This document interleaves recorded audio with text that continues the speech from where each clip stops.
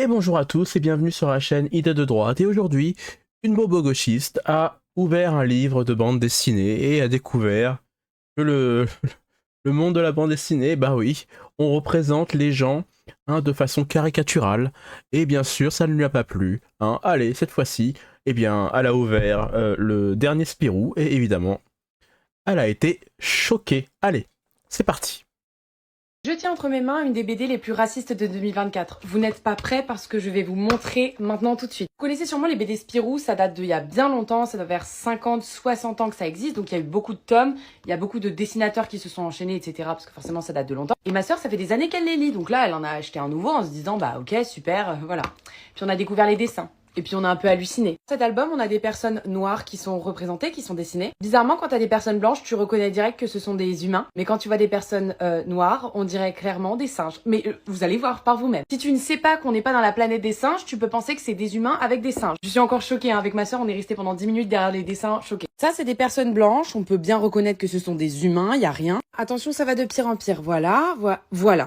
Pardonnez-moi, mais c'est quoi ça ? Qu'est-ce que c'est que ça, la différence de couleur comme... Pardonnez-moi, mais c'est quoi ça ? On a fait un scandale pour Banania, pour Oncle Ben, c'est tout, mais on en parle ?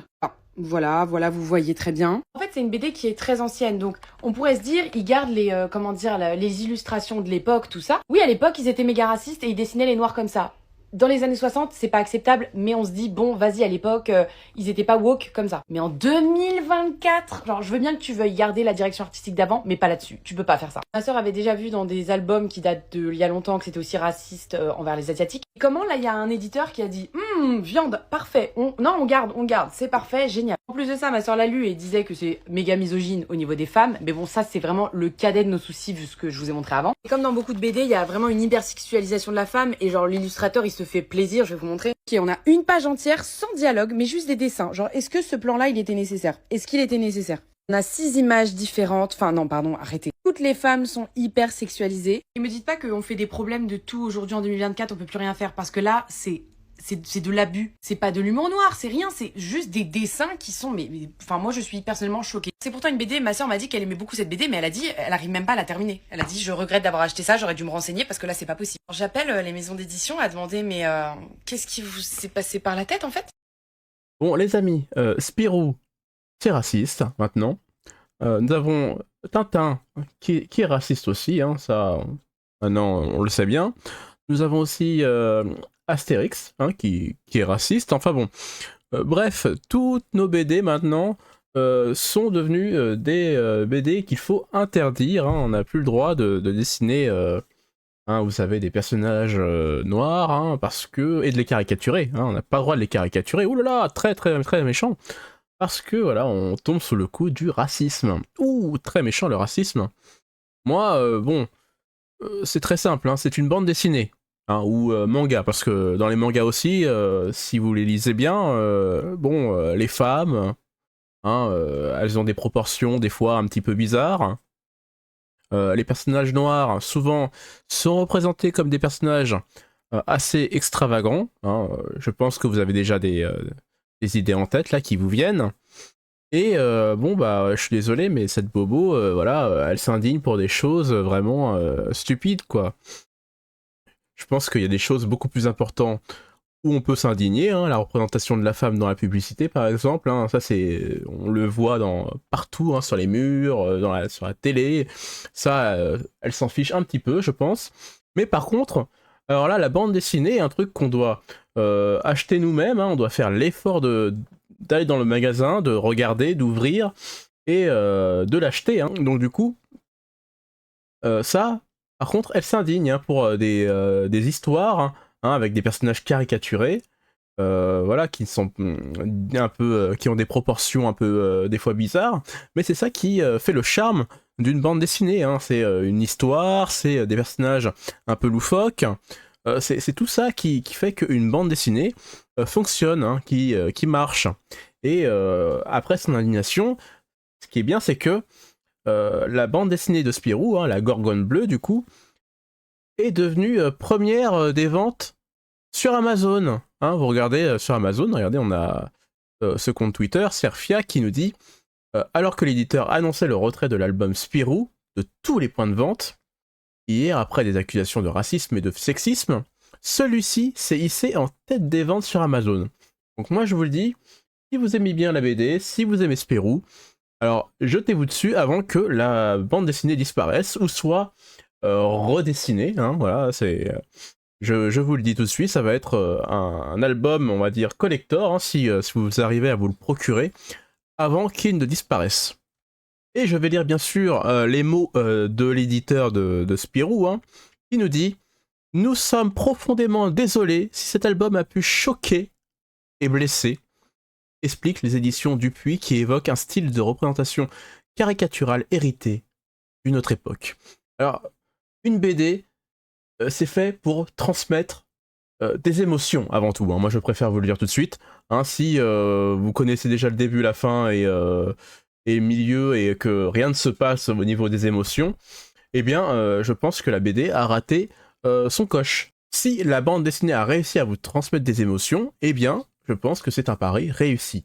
Allez, les éditions Dupuis ont retiré jeudi de la vente la bande dessinée Spirou et la Gorgone Bleue, accusée de racisme, notamment reconnaissant une erreur d'appréciation et présentant leurs sincères excuses.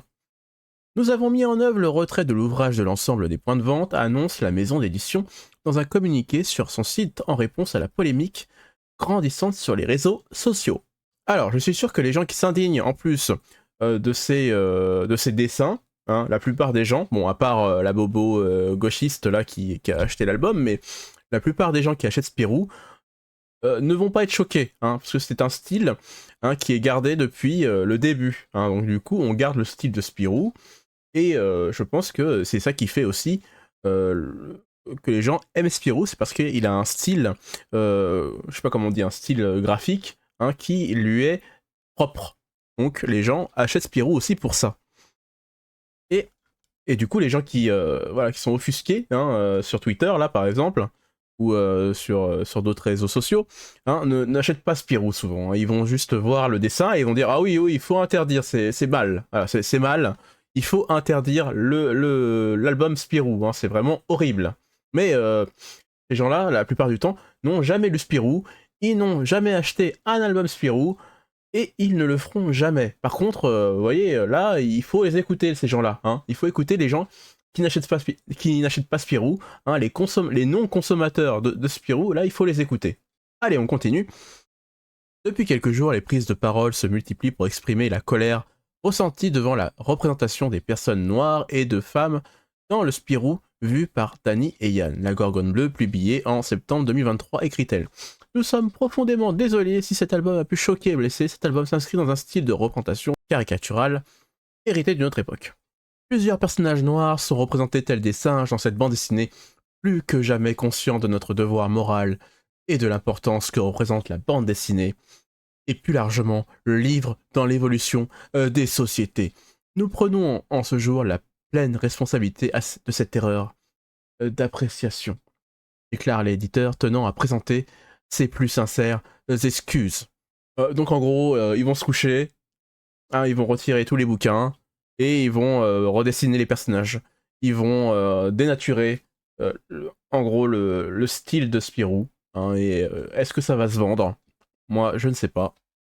Sachant qu'en plus, l'éditeur, hein, c'est marqué, était OK à la base. Hein, il a validé les dessins. Hein, le dessinateur belge Dany, 81 ans, hein, est notamment connu pour ses albums à l'humour érotique, comme la série BD. Ça vous intéresse? Il s'est fait connaître en 1968 avec les aventures d'Olivier Rameau, dont il signe les dessins en août 2023.